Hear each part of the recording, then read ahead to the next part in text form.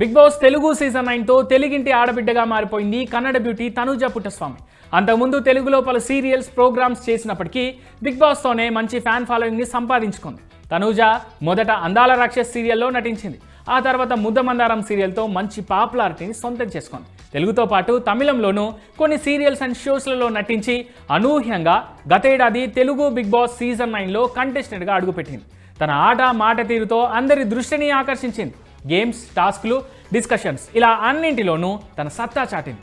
ఓటింగ్లో ఎవ్వరూ అందుకోని విధంగా టాప్లోకి దూసుకొచ్చింది. బిగ్ బాస్ సీజన్ 9 మొత్తం ఓటింగ్లో టాప్లో నిలిచిన తనూజానే టైటిల్ కూడా గెలుస్తుందనుకున్నారు అందరూ. అయితే అనూహ్య పరిణామాల మధ్య బిగ్ బాస్ షో తెలుగు 9 టైటిల్ను కళ్యాణ్ పడాలా ఎగిరేసుకుపోయారు. బిగ్ బాస్ ఫలితంతో ఏమాత్రం నిరాశ చెందని తనూజ తన బిహేవియర్తోనే తాను నిజమైన విన్నర్ అని నిరూపించుకుంది. ఈ క్రమంలోనే బిగ్ బాస్ హౌస్ నుంచి బయటకు వచ్చిన తర్వాత పెద్దగా బయట కనిపించని ఈమె ఆ మధ్యన ఓ టీవీ ప్రోగ్రాంలో తలుక్కుమంది. చివరకు సోషల్ మీడియాలోనూ సైలెంట్ అయిపోయింది. ఇప్పుడు గతంలో సోషల్ మీడియాలో ఫుల్ యాక్టివ్గా ఉండేది తనూజ. తన పర్సనల్ అండ్ ప్రొఫెషనల్ విషయాలన్నింటినీ ఇన్స్టాగ్రామ్లో షేర్ చేసుకునేది.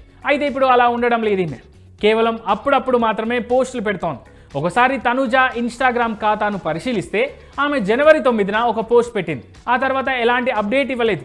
ఈ క్రమంలోనే తనూజ తమను పట్టించుకోవడం లేదంటూ అభిమానులు, నెటిజన్లు మండిపడుతున్నారు. సోషల్ మీడియాలో ఏదో ఒక అప్డేట్ ఇవ్వాలంటూ ఫన్నీగా ట్రోల్ చేస్తున్నారు. పోకిరి సినిమాలో మహేష్, ఇలియానాల మధ్య జరిగే సరదా సంభాషణను ఉపయోగించి ఈ బిగ్ బాస్ బ్యూటీని ట్రోల్ చేస్తున్నారు.